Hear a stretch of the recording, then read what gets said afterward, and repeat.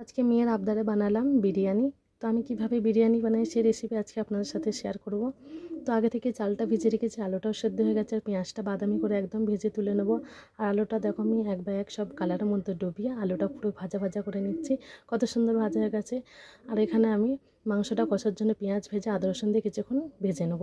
তো মাংসটা আমি ধুয়ে জল ঝরিয়ে রেখেছিলাম, পেঁয়াজের মধ্যে দিয়ে লবণ দিয়ে কিছুক্ষণ ভাজা ভাজা করে নিয়ে আমি ধনে গুঁড়ো আর জিরে গুঁড়ো দিয়ে কষিয়ে নেব। তো কাশ্মীরি লঙ্কার গুঁড়ো দিলে কালারটা খুব সুন্দর হয়, ভালো লাগে। আর লঙ্কার গুঁড়ো, হলুদের গুঁড়ো, টমেটো দিয়ে কিছুক্ষণ কষিয়ে নেওয়ার পর আমি এর পর্যায়ে দিয়ে দেবো দই। মাংসের মধ্যে দই না দিলে একদমই ভালো লাগে না।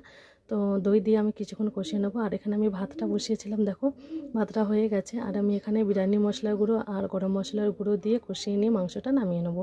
আর বিরিয়ানিটা আমি প্রসেস বাই প্রসেস সব কিছু দিয়ে সাজিয়ে গুছিয়ে নিচ্ছি আলু মাংস দিয়ে। আর কেওড়া জল, গোলাপ জল, মিঠা আতর ছাড়া তো বিরিয়ানি অসম্পূর্ণ। তো আপনাদের মেয়েরাও কিরম আপনাদের কাছে আবদার করে আমাকে কমেন্টে জানাবেন। আমার মেয়ে তো খুবই আবদার করে আমার কাছে।